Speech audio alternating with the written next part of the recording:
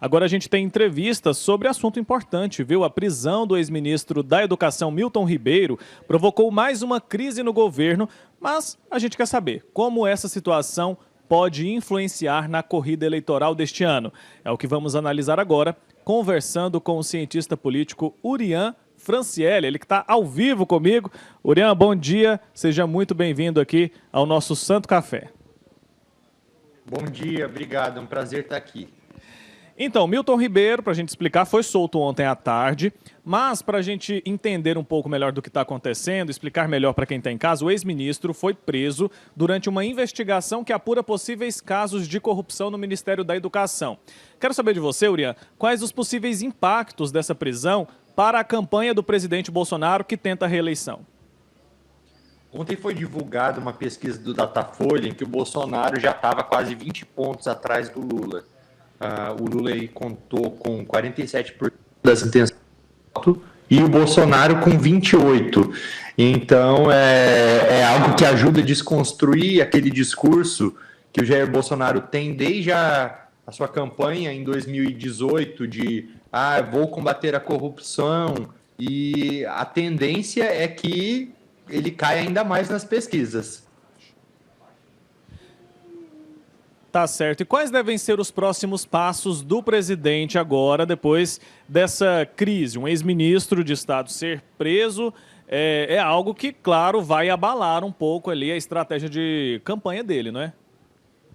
Ele deve partir para aquilo que ele tem feito até agora, que é o negacionismo. O que é o negacionismo? É você selecionar certas informações, certos fatos e refutar outras informações igualmente relevantes para defender o seu ponto de vista. Então, se há um tempo atrás teve um vídeo muito famoso que circulou na internet, que até virou meme, do Bolsonaro falando que colocaria a cara no fogo por conta do ministro, né, o quarto ministro da Educação em menos de 4 anos de governo, na última ele já falou que colocaria somente a mão. Então, o que ele vai fazer é tentar manipular a população, o eleitorado, para que as pessoas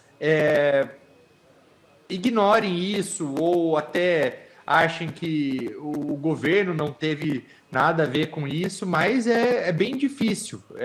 Deve cair mais um pouquinho nas pesquisas por conta disso. Certo. Ele deve usar esse caso para dizer que não interfere na Polícia Federal? Pode ser, pode ser. E o ex-ministro da Justiça, o Sérgio Moro, ele também, a gente tem que se lembrar que há alguns anos ele deixou também o ministério, deixou o governo, afirmando interferência do Bolsonaro na Polícia Federal. Então, assim, pelo que tudo indica, há sim sempre uma tentativa de interferência, mas o Bolsonaro não reconhece.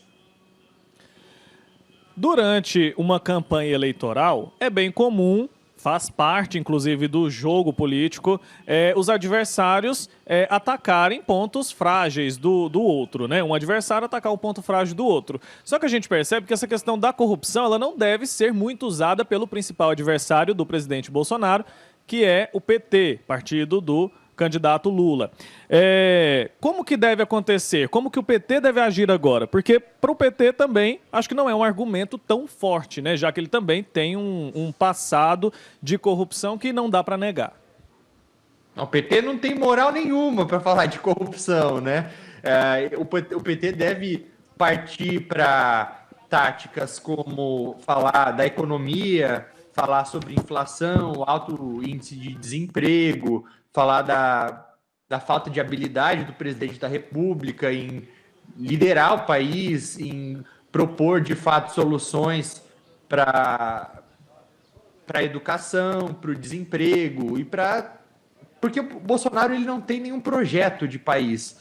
E é muito fácil tentar manipular a população dessa maneira, porque a maior parte das pessoas não entendem, tanto eleitores do Lula quanto do Bolsonaro, a maior parte não entende sobre saúde pública, economia, educação. Então, o que os dois lados fazem é tentar discutir sobre algo que as pessoas acreditam que entendem. que são os costumes. Então, eles ficam com aquela conversa de ideologia de gênero, por exemplo, fala de família, de direitos humanos, ou de, às vezes, até de corrupção, que agora já é um assunto que nenhum dos dois lados pode mais tocar, né? Mas para tentar polemizar qualquer e todo o assunto, para desviar o foco do que deveria, de fato, ser debatido numa corrida presidencial.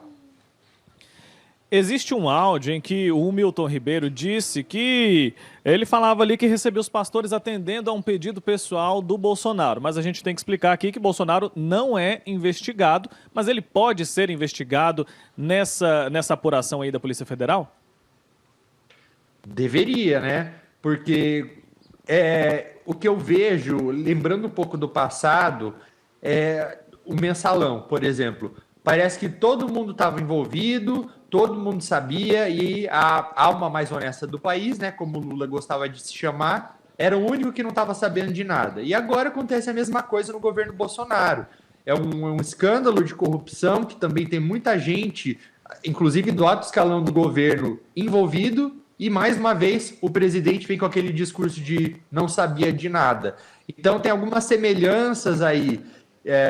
E o Bolsonaro tem até justificado que isso que tem acontecido não é corrupção, mas algo que sempre aconteceu em governos anteriores.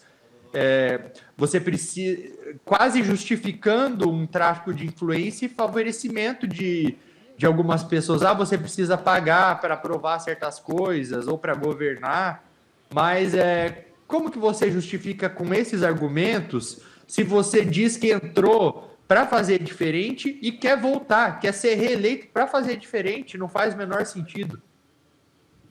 É uma situação que fica complicada também para a campanha do Bolsonaro, né? Agora, como fica o controle do FNDE com essa questão? Porque é um órgão ali que tem o poder de direcionar as verbas, né? O Centrão hoje tem o poder do FNDE, isso deve mudar.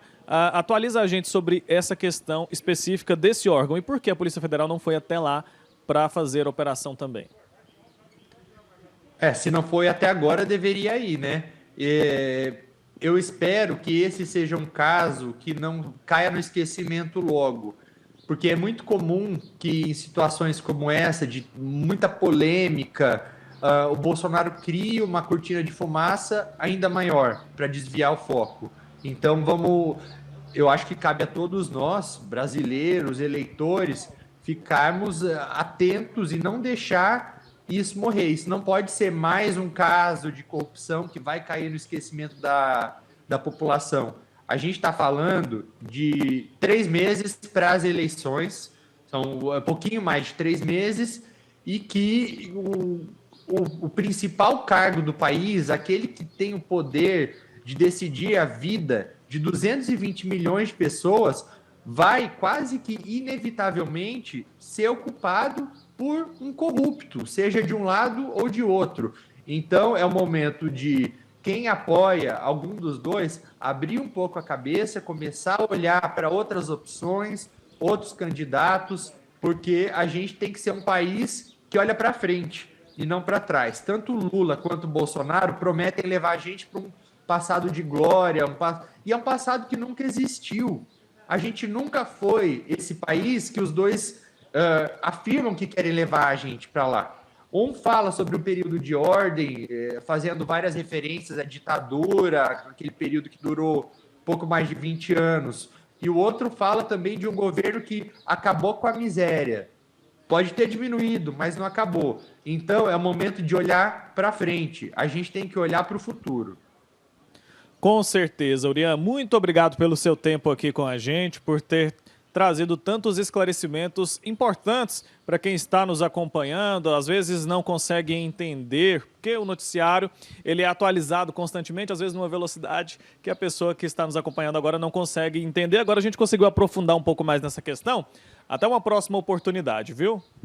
Até, obrigado. Lembrando todo mundo que tem outras opções por aí. Com certeza, viu? Abraço, tchau, tchau.